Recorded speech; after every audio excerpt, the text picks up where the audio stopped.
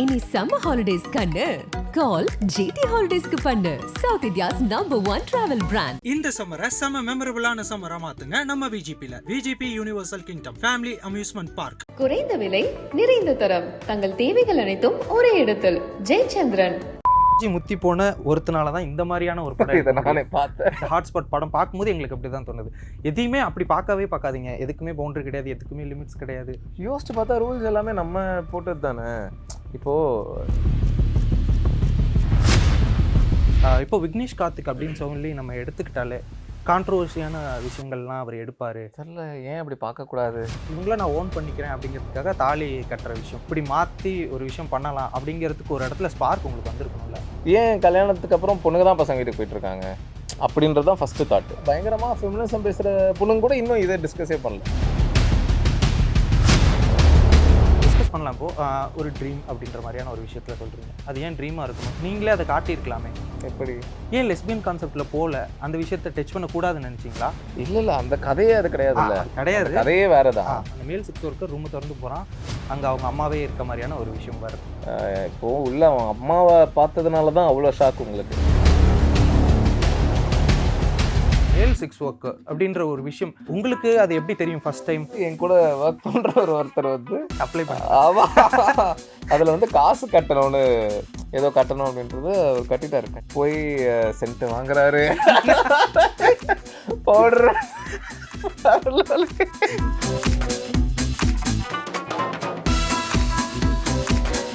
வணக்கம் விக்னேஷ் ப்ரோ. வணக்கம் ப்ரோ, எப்படி இருக்கீங்க? ஓகே. இப்போ ஹாட்ஸ்பாட் ரிலீஸ் ஆயிருக்கு. ரிவ்யூஸ், அந்த வரவேற்புலாம் உங்களுக்கு எப்படி இருக்குது? பயங்கர ஹாப்பியாக இருக்குது. All extremely positive reviews. தேட்டருக்கு பார்க்குறவங்க பயங்கரமாக என்ஜாய் பண்ணுறாங்க. பட் இன்னும் தேட்டருக்கு எல்லாரும் பார்க்கல அப்படின்றது தான் ஒரு சின்ன இஷ்யூ. அதுக்கு தான் புஷ் பண்ணிருக்கோம். ஓகே. தென் இந்த படத்தோட கதைக்குள்ளே அந்த விஷயங்கள்லாம் டிஸ்கஸ் பண்ணுறதுக்கு முன்னாடி ஃபர்ஸ்ட் ஆஃப் ஆல் இந்த படத்துக்கு ஏன் ஹாட்ஸ்பாட் அப்படின்ற ஒரு டைட்டில், என்ன ரீசன் தெரிஞ்சுக்கலாமா? என்ன டைட்டில் வைக்கலாம் நிறைய யோசிச்சு. முதல்ல வேறு டைட்டில் தான் இருந்தது, மாடர்ன் பஞ்சாயத்து அப்படின்ட்டு இருந்தது. ஆனால் மாடர்ன் லவ் மாதிரியே இருக்கும் அப்படின்னு சொல்லிட்டு அது வேணான்னு டிசைட் பண்ணிட்டேன். அப்புறம் நிறைய டைட்டில்ஸ் டிஸ்கஸ் பண்ணும்போது ஹாட்ஸ்பாட்டு நான் தான் சொன்னேன். ஹாட்ஸ்பாட் எந்த அர்த்தத்தில் சொன்னேன் அப்படின்னா, இப்போ சிட்டிலேயே ஒரு ஹாப்பனிங்கான ஒரு லொக்கேஷனை ஹாட்ஸ்பாட் ஆஃப் த சிட்டி அப்படின்னு சொல்லுவாங்க. ஸோ அந்த மாதிரி நிறைய ஹாப்பனிங்கான கதைகளை பேசுகிற ஒரு இடம், ஒரு படம் அப்படின்ற மாதிரி ஹாட்ஸ்பாட் அப்படின்ற ஒரு ஆங்கிளில் தான் வச்சு. இப்போ விக்னேஷ் கார்த்திக் அப்படின்னு சொல்லி நம்ம எடுத்துக்கிட்டாலே கான்ட்ரவர்சியான விஷயங்கள்லாம் அவர் எடுப்பார், பண்ணுவார். ஒரு நெகட்டிவ் அந்த இம்ப்ரெஷன் வந்ததுக்கப்புறம் உள்ள பாசிட்டிவாக ஒன்று வைப்பார். இந்த மாதிரியான விஷயங்கள் உங்கள் மேலே இருக்குது, அது உங்களுக்கு தெரியுதா? இல்லை, அது அந்த ஷார்ட் ஃபிலிம்ஸில் அப்படி இருந்தது. ஆனால் திட்டம் 2 அப்படி கிடையாது, அடியேவும் அப்படி கிடையாது. அது ரெண்டுமே ப்ராப்பர் க்ளீன் ஃபிலிம்ஸ் தான். இது அகைன் இது யோர் ஷேம்ஃபுல்லி 3 மாதிரி தான் நான் பிளான் பண்ணதே. ஸோ அது ஹாட்ஸ்பாட்டு கீழே யோர் ஷேம்ஃபுல்லி டேல்ஸ்ன்னு போட்டிருக்கோம்.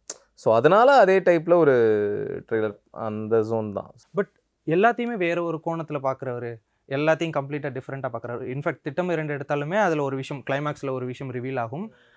அந்த விஷயமா இருக்கட்டும், இப்போ அடியே பேரலல் யூனிவர்ஸ் கான்செப்ட் அந்த விஷயமா இருக்கட்டும், இப்போ இந்த 4 படங்களுமே கம்ப்ளீட்டாக வேறு ஒரு இடத்துல தான் இருந்துச்சு. ஸோ அந்த விஷயத்தை கேட்குறேன்.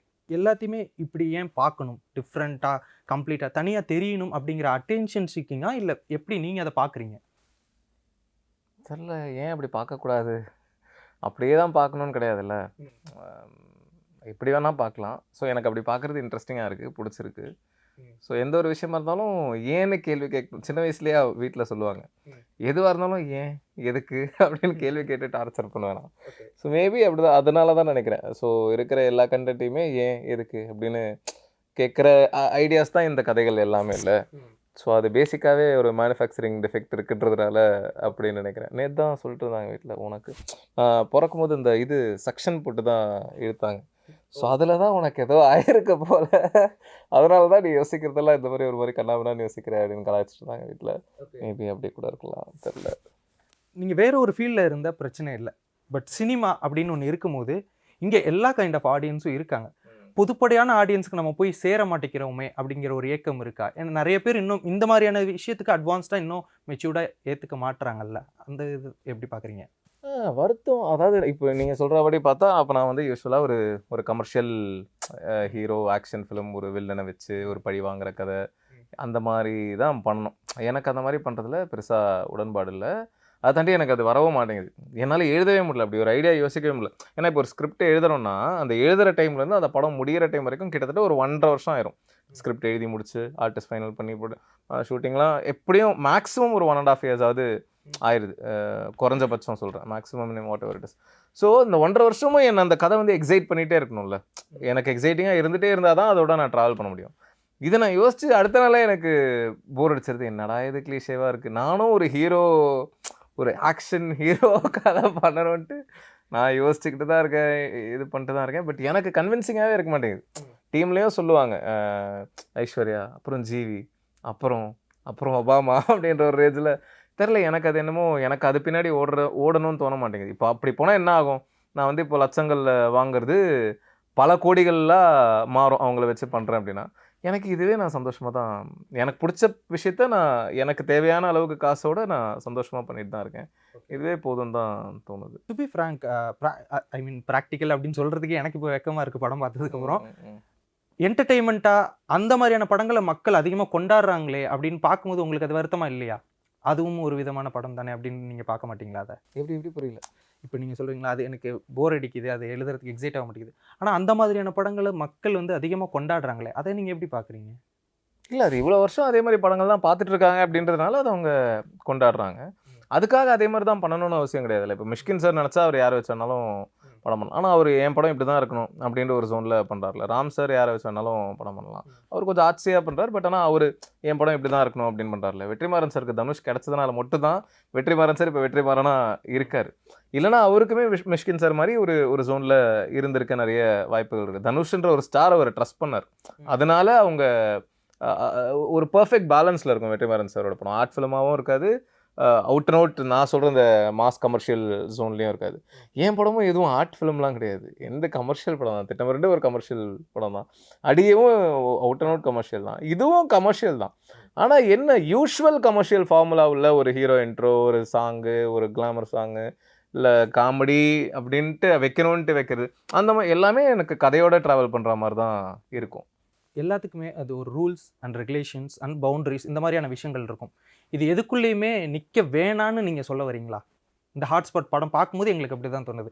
எதையுமே அப்படி பார்க்காதீங்க, எதுக்குமே பவுண்டரி கிடையாது, எதுக்குமே லிமிட்ஸ் கிடையாது, எதுக்குமே ரூல்ஸ் கிடையாது அப்படின்ற மாதிரியான ஒரு விஷயம். யோசிச்சு பார்த்தா ரூல்ஸ் எல்லாமே நம்ம போட்டது தானே. இப்போது இந்த சட்டை பேண்ட்டு வந்து நம்ம கிரியேட் பண்ணது தான், ஓகேவா? ஆரம்ப காலத்தில் இதெல்லாம் சொன்னால் பைத்தியக்காரத்தனமாக தான் இருக்கும், ஆனால் உடச்சி யோசிச்சு பார்த்தா அப்படிதான். சட்டை பேண்ட்டு போடணுன்றதே மனுஷன் கிரியேட் பண்ண ஒரு விஷயந்தான். அப்படி ஒருத்தன் நம்ம கிரியேட் பண்ணாமல் இருந்திருந்தோம்னா இப்போ எல்லாரும் சட்டையே போடாமல் பேண்ட்டு போடாமல் நியூடாக சுற்றிட்டு இருந்திருப்போம். அது தப்பாகவே இருந்திருக்காது, என்னடா நியூடாக இருக்க அப்படின்றது ஒரு தப்பாகவே இருந்திருக்காது.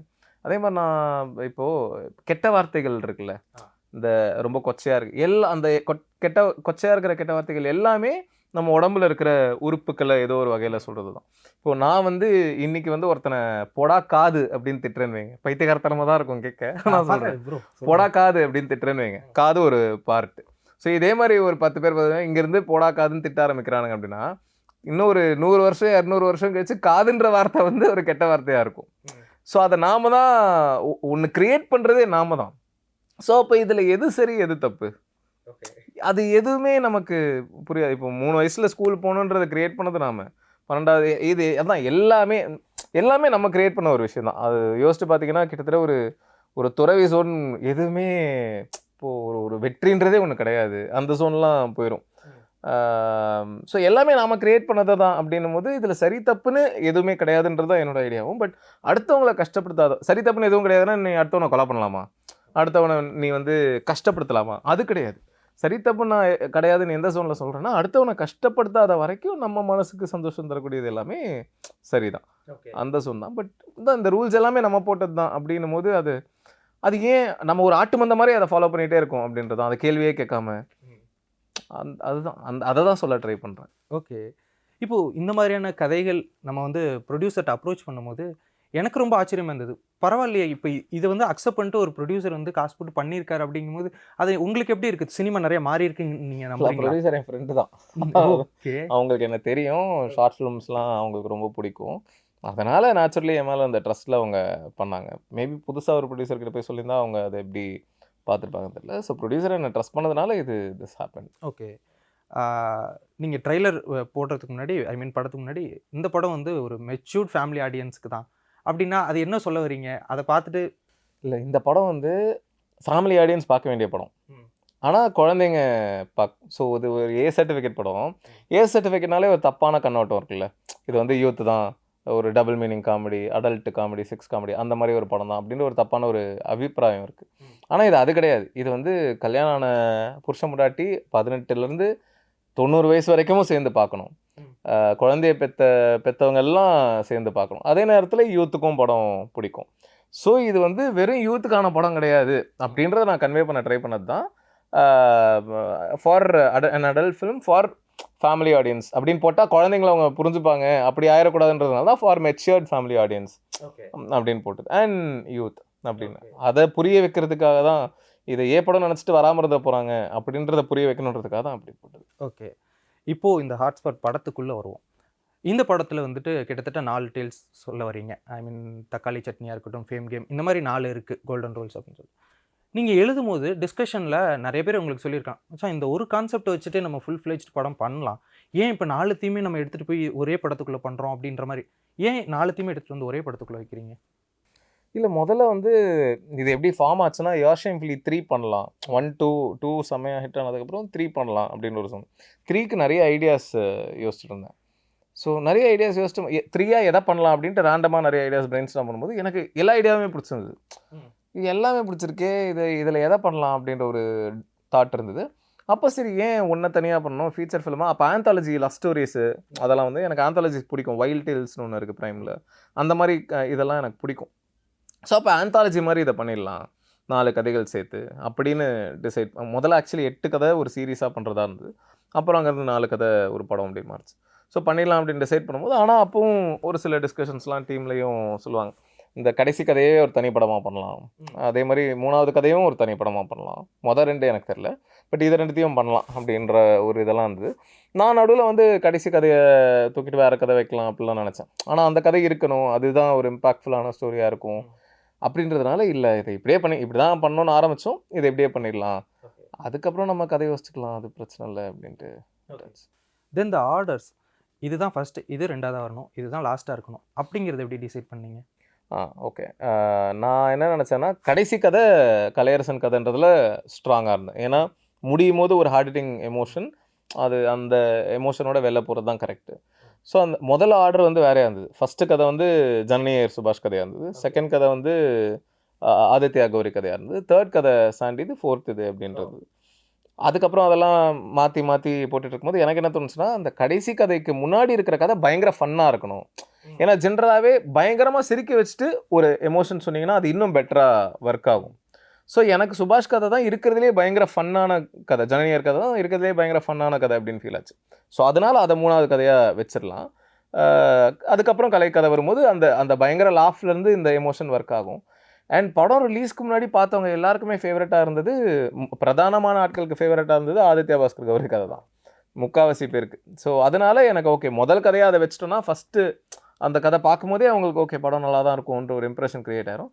அதனால் அதை ஃபஸ்ட்டு கதையாக வச்சுக்கலாம். அதுக்கப்புறம் சாண்டி கதை இன்டர்வியூவில் அப்படி போயிடும். ஓகே, இப்போது ஹாப்பி மேரிட் லைஃப் பார்க்கும்போது அந்த கான்செப்ட் இவங்கள நான் ஓன் பண்ணிக்கிறேன் அப்படிங்கிறதுக்காக தாலி கட்டுற விஷயம், இது வைஸ் வர்சாவாக இப்படி மாற்றி ஒரு விஷயம் பண்ணலாம் அப்படிங்கிறதுக்கு ஒரு இடத்துல ஸ்பார்க் உங்களுக்கு வந்திருக்கணும்ல, அந்த ஸ்பார்க் என்ன ஸ்பார்க்? ஸ்பார்க் வந்து ஏன் ஜென்ரலாக தான் இந்த மாதிரி கேள்வி கேட்டு பேசிகிட்டு இருப்போம், அந்த மாதிரி பேசிட்டு இருக்கும்போது ஏன் கல்யாணத்துக்கு அப்புறம் பொண்ணுங்க தான் பசங்க வீட்டுக்கு போயிட்டுருக்காங்க அப்படின்றது தான் ஃபஸ்ட்டு தாட்டு. இது ஏன்னா அப்போ எனக்கு கல்யாணம் ஆகிற சிச்சுவேஷன் இருந்தது. ஸோ அப்போ தான் யோசிக்கும் போது ஏன் ஒரு பொண்ணு தான் பையன் வீட்டுக்கு வந்துக்கிட்டு இருக்கா, ஏன் இது இப்படி இருக்குது, ஏன் அது மாறல? யோசிச்சு பார்த்தா பயங்கரமாக ஃபெமினிசம் பேசுகிற பொண்ணுங்க கூட இன்னும் இதை டிஸ்கஸே பண்ணல, ஏன் கல்யாணத்துக்கு அப்புறம் பொண்ணு தான் பையன் வீட்டுக்கு போகணும் அப்படின்ட்டு அதை இன்னும் பேசவே இல்லை. அப்போ இதை டிஸ்கஸ் பண்ணணும்ல இது. ஏன்னா இப்போ நான் இப்போ நான் கல்யாணம் பண்ணிட்டு அவ்வளோ வருஷம் நான் வாழ்ந்த ஒரு வீட்டை விட்டு நான் இன்னொரு வீட்டுக்கு போக போகிறேன் அப்படின்னா அது எனக்கு எவ்வளோ ஏலியனாக இருக்கும், நான் எவ்வளோ சங்கோஜமாக அன்கம்ஃபர்டபுளாக ஃபீல், எப்படி பார்த்தாலும் அது என் வீடு கிடையாதுன்ற ஒரு ஜோன் தான். ஏன்னா அங்கே நாத்தனார் அவங்களாம் இருக்காங்கன்னும் போது அவங்க நம்மளை எப்படி ட்ரீட் பண்ணுவாங்க, அது 1008 பிரச்சனை இருக்குல்ல. அது ஏன் ஒரு பொண்ணு தான் பையன் வீட்டுக்கு போகணும் அப்படின்ற ஒரு கேள்வியிலேருந்து பேக்வேர்டாக யோசிச்சது தான் அந்த ஓகே இந்த கருத்தை சொல்லணும், இதை எப்படி சொல்லலாம் அப்படின்னும் போது ஓகே அப்போது இந்த பிரச்சனை பசங்களுக்கு தான் அப்படின்ற அந்த மாதிரி கிரேசியாக யோசிச்சது தான். இப்போது இந்த விஷயத்துலேயே எனக்கு 2 பெர்ஸ்பெக்டிவ் இருக்குது. இது முடிக்கும் போது வந்துட்டு டிஸ்கஸ் பண்ணலாம். இப்போது ஒரு ட்ரீம் அப்படின்ற மாதிரியான ஒரு விஷயத்தில் சொல்கிறீங்க, அது ஏன் ட்ரீமாக இருக்கணும், நீங்களே அதை காட்டியிருக்கலாமே ரியலாகவே. எப்படி? அதாவது வந்து அந்த விஷயம் முடிக்கும்போது அது ஒரு ட்ரீம், இப்படி நடந்தால் எப்படி இருக்கும் அப்படின்னு சொல்லிட்டு தான் நீங்கள் சொல்கிறீங்க. அது எனக்கு ரியலாகவே அந்த படத்தில் அது ட்ரீமெல்லாம் இல்லை, இப்படியே ஒரு ரியாலிட்டியாகவே இருக்குது அப்படின்ற ஒரு விஷயத்தில் காட்டியிருக்கலாமே. இல்லை, அதில் ஒரு ரியலைசேஷன் வரணும்னா நம்ம ட்ரீம் தானே சொல்ல முடியும். ஏன்னா அவன் அதுக்கப்புறம் தானே அதை புரிஞ்சுக்கிட்டு நான் இதுக்கப்புறம் எல்லாமே ஈக்குவலாக தான் இருக்கணும். இதுக்கப்புறம் மேபி அவன் கல்யாணம் பண்ணிட்டு 2 பேரும் 2 ஃபேமிலியும் சேர்ந்து ஒரு வீட்டில் இருக்கலாம். இல்லைனா அவன் சொன்ன மாதிரி 1 மாதம் இங்கே 1 மாதம் அங்கே அப்படி இருக்கலாம். அதை நம்ம இதுக்கப்புறம் காட்டுறது தான் இல்லை. அவனுக்கு ஒரு புரிதல் வரணும்னா அப்படி தானே பண்ண முடியும். அந்த ஐடியாவே ஒரு ரியலைசேஷன் தானே. ஓகே. இன்னொரு விஷயம் வந்து பெண்கள் இப்படி இருக்கிறது வந்து ஆண்களோட சுயநலம் அப்படின்ற மாதிரியான ஒரு விஷயம் இருக்கும்போது, இங்கே நிறைய பெண்களே வந்துட்டு பெண்களை வந்துட்டு ஒரு இப்படி தான் இருக்கணும், இப்படி தான் நீ இருக்கக்கூடாது அப்படின்ற மாதிரியான விஷயங்கள் சொல்கிறாங்க. பெண்களே அப்படி இருக்கிறது உங்களுக்கு பார்க்குறீங்களா? ஆமாம், அவங்களுக்கு இன்னும் அது புரியல. இன்னும் பிற்போக்குத்தனமாக யோசிச்சுட்டு இருக்கேன். இப்போ என் அம்மா கிட்ட போய் நான் அதை பேசினேன்னா அவங்க அதை ஏற்றுக்க மாட்டாங்க. அது இப்படி இருக்கிறது தான். ஏன்னா அவங்க அப்படி தான் வளர்க்கப்பட்டிருக்காங்க. கேள்வி கேட்காமலே தான் ஒரு ஜென்ரேஷனே நிறைய பேர் இருந்திருக்காங்க. அப்படின்னும் போது அப்படி இருக்கிற ஆட்கள் அப்படி தான் இருப்பாங்கல்ல.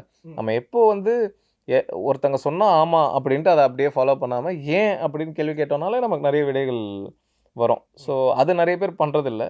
ஸோ நீங்கள் சொல்கிற ஆட்கள்லாம் அந்த மாதிரி கேள்வி கேட்காம இல்லை அது எப்படி அப்படின்ற ஒரு ஜோனில் இருக்கிற ஆட்கள் தான். ஓகே. தென் கோல்டன் ரூல்ஸ் கான்செப்ட் வந்து ஃபஸ்ட்டு எடுத்தோன்னே ஓகே இது வந்து ஒரு லெஸ்பியன் கான்செப்டில் போகுது அப்படின்னு நினைக்கும் போது இல்லை அது கிடையாது, இது வேறு அப்படின்ற மாதிரி சொன்னீங்க. ஏன் லெஸ்பியன் கான்செப்டில் போகல, அந்த விஷயத்தை டச் பண்ணக்கூடாதுன்னு நினச்சிங்களா?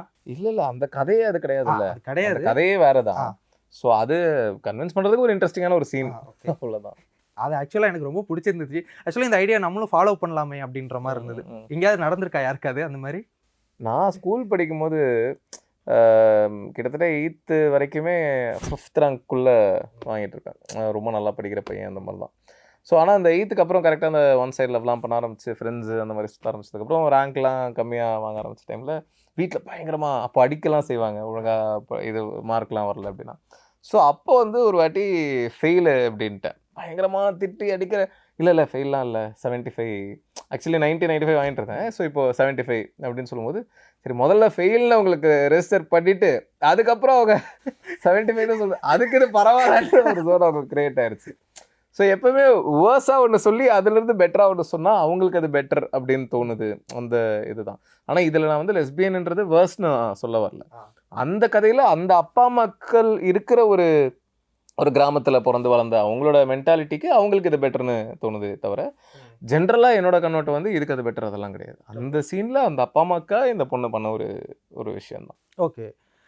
தென் எனக்கு இதில் வந்து நீங்கள் எதாவது ஸ்டடி பண்ணீங்களா? ஏன்னா இந்த இப்போ லெஸ்பியன் இந்த விஷயங்கள் இப்போ நிறைய பேசப்படுது, அப்போலாம் அது இல்லை அப்படின்னு நினைக்கிறீங்களா நீங்கள்? அப்போ இருந்திருக்கும், தெரிஞ்சிருக்காது யார்கிட்ட. இப்போது ஒரு பொண்ணு வந்து நான் ஒரு லெஸ்பியன்னு சொல்கிறேன் அப்படின்னா அவள் இண்டிபெண்ட்டாக இருக்கா, அவளுக்கு நிறைய அதான் சொல்கிறேனே அவளுக்கு நிறைய புரிதல் வருது, அதனால் சொல்கிறாங்க. எவ்வளோ லேடிஸ் வந்து லைஃப் ஃபுல்லாக அதை எக்ஸ்ப்ரெஸே பண்ணாமல் கல்யாணம் பண்ணிட்டு வாழ்ந்துட்டு போகிறவங்க இருந்திருக்கலாம். எவ்வளோ பசங்களும் அந்த மாதிரி இருந்தும் அதை தாண்டி கல்யாணம் பண்ணிட்டு அவங்க ஒரு காம்ப்ரமைஸ் லைஃப்குள்ளே இருந்திருக்கலாம். ஸோ இப்போ தான் அது பேசுகிறாங்க. இப்போ அது தப்பு கிடையாது. இப்போ ரூலே இப்போ தானே போட்டிருக்காங்க. ஸோ அப்போ அது இல்லீகல் ஆக்சுவலி இல்லை. ஸோ இப்போ தான் அது மாறுது அப்படின்றதுனால இப்போ பேசுகிறாங்க. தேர்ட் ஒன் தக்காளி சட்னி. இந்த டைட்டில் வந்துட்டு அந்த இது ஃபுல்லாக பார்த்ததுக்கப்புறம் எனக்கு தெரியும் ஏன்டா உனக்கு வந்த தக்காளி சட்னி அந்த விஷயத்துக்காக வச்சிங்களா? ஓகே.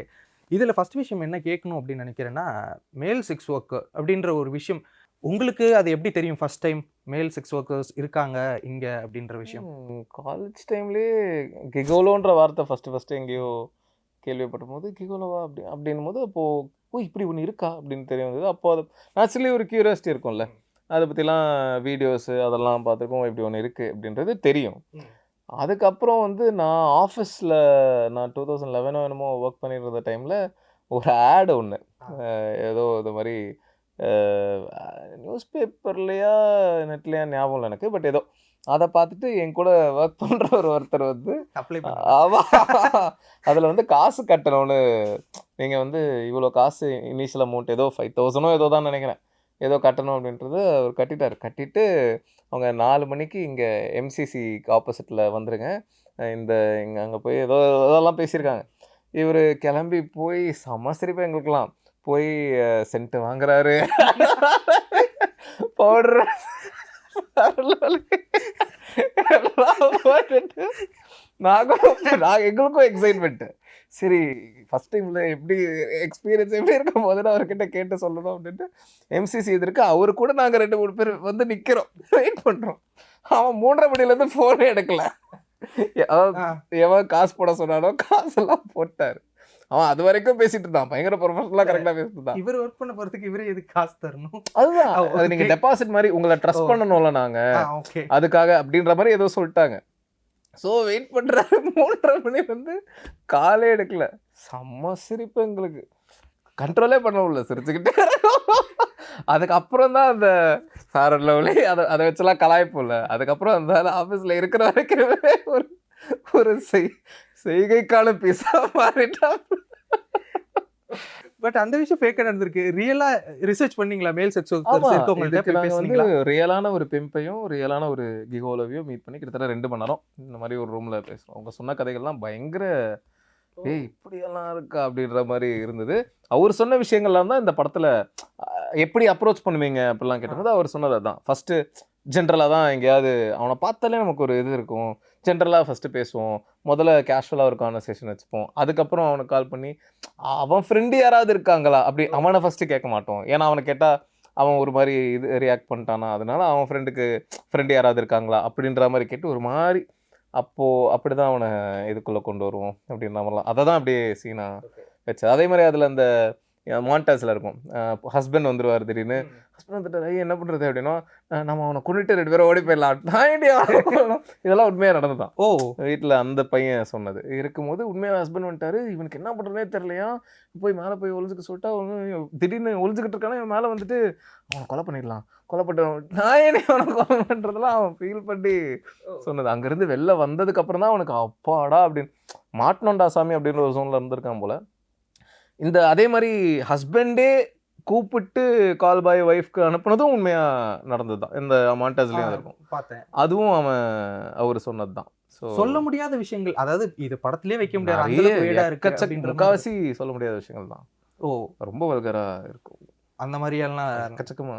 ஓகே, இந்த மேல் செக்ஸ் ஒர்க்கர் அந்த கதையில் வந்துட்டு எனக்கு பார்த்த உடனே ரொம்ப டிஃப்ரெண்ட்டாக தெரிஞ்சு என்னன்னா, அந்த மேல் செக்ஸ் ஒர்க்கர் ரூமை திறந்து போகிறான், அங்கே அவங்க அம்மாவே இருக்க மாதிரியான ஒரு விஷயம் வருது.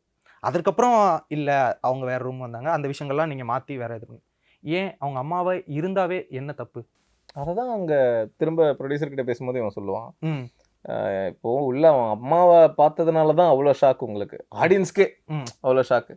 இதுவே அவன் உள்ள அப்பாவை பார்த்துருந்தா அவன் இவ்வளோ ஷாக் ஆகிருப்பானா, அப்பவும் ஷாக் ஆகிருப்பான். ஆனால் இந்த அளவுக்கு இருந்திருக்காது இல்லை.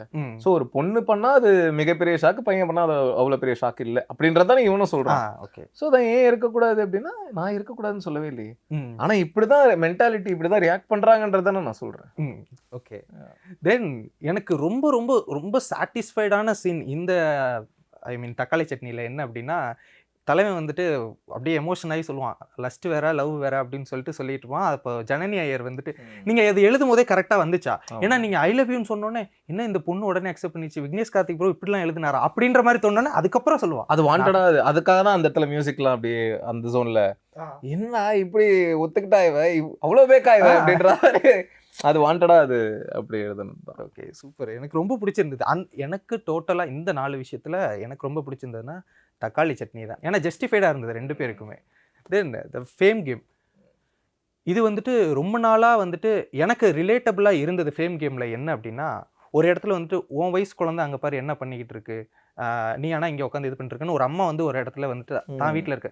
அது நீங்கள் உங்கள் வாழ்க்கையில் நடந்து நீங்கள் பார்த்துருக்கீங்களா? எக்கச்சக்கமா இல்லை, நம்ம நிறைய வீடுகளில் நம்ம பார்ப்போம், அது பார்த்ததுனால தான் அது வச்சது. ஓகே, அதை எப்படி பார்க்குறீங்க நீங்கள்? அதாவது மொத்த உலகமே ஒரு விஷயத்தை நோக்கி போகுது, அது தப்பா சரியா அப்படின்னு யோசிக்காமல் வச்சிருக்கிறது எதுன்னு நீங்கள் நினைக்கிறீங்க? புரியல. அதாவது வந்துட்டு ரியாலிட்டி ஷோவில் என்ன பண்ணாலும் இல்லை அது ரியாலிட்டி ஷோ, அது அப்படி தான் அப்படின்ற மாதிரி மொத்த உலகமே ஒரு விஷயத்தை நினைக்கிது இல்லை, அது எப்படி, ஏன் அதை அப்படி பார்க்குறாங்கன்னு நீங்கள் எது இல்லை? மொத்த உலகம் நினைக்கலையே. ஏன்னா இப்போ நிறைய பேருக்கு வந்து டிவியில் ரியாலிட்டி ஷோவில் இந்த மாதிரி குழந்தைங்களை இந்த மாதிரி வயசுக்கு மீறின விஷயங்களை பேசுகிறத பார்த்து நிறைய பேர் கோவப்பட்டிருக்காங்க. நானே நிறைய பேர்கிட்ட அதை பேசியிருக்கேன், நிறைய பேர் அந்த கோவத்தின் வெளிப்பாடு தான் இந்த படமே இல்லை. ஸோ எனக்கு தெரியும் நிறைய பேருக்கு இந்த கோவம் இருக்குன்றது எனக்கு தெரியும். ஸோ பார்க்குறவங்களுக்குலாம் ஆமாண்டா கரெக்ட் அப்படின்னு நிறைய பேருக்கு தோணுன்றதும் எனக்கு தெரியும். நீங்கள் சொல்கிற மாதிரி நிறைய பேர் இதை சரியா தப்பான்னு கூட தெரியாமல் அதை ரசிச்சுக்கிட்டு இருக்காங்கல்ல, அவங்களுக்கும் இதில் ஒரு புரிதல் வர வாய்ப்பு இருக்குது. அதான் 2 பெர்ஸ்பெக்டிவ். ஒன்று கோவப்பட்டவங்களுக்கு ஆமாம் கரெக்டுன்னு தோணும், இல்லை அதை என்ஜாய் பண்ணிருக்கிறவங்களுக்கு நம்ம பண்ணுறது சரியா தப்பா அப்படின்ற ஒரு கொஸ்டினிங் இருக்கும். ஸோ இது 2த்தையுமே அது கிரியேட் பண்ணணுன்றதுக்காக. ஓகே. இப்போ ஃபார் எக்ஸாம்பிள் இன்ஸ்டன்ஸ் நான் வந்துட்டு நான் பார்த்ததுல சொல்ல முடியும். ஒரு ரியாலிட்டி ஷோ ஒரு மிகப்பெரிய சேனலில் வந்து அது ஒரு காமெடி ஷோ. ஸ்டாண்டப் காமெடின்னு வந்துட்டு ஒரு 15 வயசு சின்ன பையன், அவன் வந்துட்டு வல்கரான ஒரு காமெடி சொல்லுவான், எல்லாருமே கைத்தட்டி சிரிச்சு முடிச்சிருவாங்க. அங்கே கெஸ்ட்டாக உட்காந்துருக்க சரத்குமார் சார் வந்துட்டு அதை அப்போஸ் பண்ணுவார். தம்பி நீ வந்து அவருக்கு நான் இப்போ கை தட்டுறேன், ஓகே இந்த காமெடி நீ பண்ணக்கூடாதுப்பா, இதெல்லாம் வந்துட்டு வேற மாதிரியான காமெடி, இதை நிறுத்திக்கோ. எனக்கு அது ரிலேட் ஆச்சு. இதை டெலிகாஸ்டும் பண்ணியிருக்காங்க. டெலிகாஸ்ட் பண்ணாங்க, அது மிகப்பெரிய சேனல். அதுவும் நல்ல விஷயம். அது மாதிரி நீங்கள் பார்த்தது ஏதாவது சொல்ல முடியுமா ஒரு எக்ஸாம்பிளா? பார்த்ததுன்னா எப்படி? ஐ மீன் அதுக்கு அகேன்ஸ்டாகவே ஒரு கெஸ்ட்டே அப்படி பண்ணியிருக்காங்க அப்படின்னு எனக்கு அது தோணுச்சு, ரிலேட்டபிளாக இருந்தது. அது மாதிரி நீங்கள் அதுக்கு அகேன்ஸ்டாகவும் பார்த்துருக்கீங்களா? ஏன்னா சேதுபதி சார் ஒரு ஷோவில் பேசியிருப்பார், ஏதோ அந்த மாதிரி ஏதோ ஒரு கிட்ஸ் இன்ட்ராக்ஷன் இருக்கும், அது ஏதோ ஒரு ரியாலிட்டி ஷோ தான். ஏதோ ஒரு பையன் ஏதோ பேசும்போது அப்போது இவருக்கு டப்புன்னு மூஞ்சிலே தெரிஞ்சிருச்சு காண்டாயிட்டாருன்னு. இங்கே பாருப்பா அப்படின்ட்டு அவர், இங்கே பாரு தம்பி இதெல்லாம் நீ பேசக்கூடாது புரியுதா அப்படின்னு சொல்லிட்டு அவர் ஒரு மாதிரி ஒரு ஜோனில் அது அவர் சொல்லியிருப்பார். அவன் பேசுறது இரிட்டேட் ஆகி தான் அவர் அதை ரியாக்ட் ஆகி பண்ணியிருப்பார். அது எனக்கு ஞாபகம் இருக்குது, ஆனால் எங்கே எப்போன்றது எக்ஸாக்டாக ஞாபகம் இல்லை, ஆனால் பார்த்த ஞாபகம் இருக்குது. ஒன் செஷன் அதாவது ஒரு 5 கமெண்ட்ஸ் மட்டும் எடுத்திருக்கோம். யூடியூப்பில் ஹாட்ஸ்பாட் ட்ரைலர் கீழே இருந்தது. அந்த 5 கமெண்ட்டு சொல்கிறேன், அதுக்கு உங்களோட ரியாக்ஷன் மட்டும். ஃபர்ஸ்ட் கமெண்ட், இப்போலாம் என்ன கேவலம் பண்ணாலும் ப்ராக்டிக்கல் போல்ட்னஸ்ன்னு சொல்லிடுறானுங்க. இதுக்கு என்ன ரியாக்ஷன் உங்களுக்கு? இன்னும் இல்லை, படம் பார்த்தா படம் பாருங்கள் இந்த ரியாக்ஷன். அதான் ஓகே. என்னடா ட்ரெண்டிங் நம்பர் 1ல் வச்சுருக்கீங்க, மக்களோட வக்கர புத்திலாம் இப்போ தான் தெரியுது. அது உண்மைதான்ல, நெகட்டிவாக போட்டால் தான் கிளிக் பண்ணி பார்க்குறீங்க சோஷியல் மீடியாவில். இதே ட்ரெய்லர் நான் வந்து ஒரு அழகான குடும்பம் இந்த படத்தில் இருக்கிற நல்ல விஷயங்கள் வச்சு ஒரு ட்ரெய்லர் கட் பண்ணியிருந்தா ட்ரெண்டிங் 1 இல்லை 50ல் கூட இருந்திருக்காது. அது அப்படியே கடந்து போயிருப்பாங்க. அது 100க்கு 100 உண்மை தான். நெகட்டிவிட்டி தான் நீங்கள் கிளிக் பண்ணி பார்க்குறீங்க. ஓகே. தமிழரை கொச்சப்படுத்தும் தமிழ்நாடும் தமிழ் சினிமாவும் என்ன இதில் அந்த மாதிரி போட்டிருக்காங்க. இது எந்த குரூப்னு பார்க்கணும். ஓகே. தமிழக இளைஞர்கள் மிகவும் காய்ந்து போய் காணப்படுவதால் அவர்களால் நம்மை போல மஞ்சுமல் பாய்ஸ் போல படம் எடுக்க திறமை இல்லாமல் படம் எடுத்து வைத்திருக்கிறார்கள். படத்தை பாருங்க. ஓகே. முத்தி போன ஒருத்தனால தான் இந்த மாதிரியான ஒரு படம் இதை நானே பார்த்தேன். பார்த்தீங்களா? என்ஜாய் தான் பண்ணேன். என்ஜாய் பண்ணீங்களா? ஆமாம், என்ஜாய் தான் பண்ணேன் அந்த காமெடியை. ஓகே. நம்மளை திட்டுறதெல்லாம் பார்க்கும்போது நமக்கு சிரிப்பு தான் வரும்ல. Okay.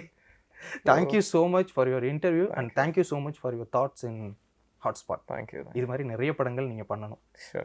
Thank you so much bro. இனி சம்மர் ஹாலிடேஸ் கண்ணு கால் GT ஹாலிடேஸ்க்கு பண்ணு. South India's number 1 travel brand. இந்த சம்மரை செம மெமரபிளான சம்மரா மாத்துங்க நம்ம விஜிபில. VGP universal kingdom family amusement park. குறைந்த விலை நிறைந்த தரம், தங்கள் தேவைகள் அனைத்தும் ஒரே இடத்தில். ஜெயச்சந்திரன்.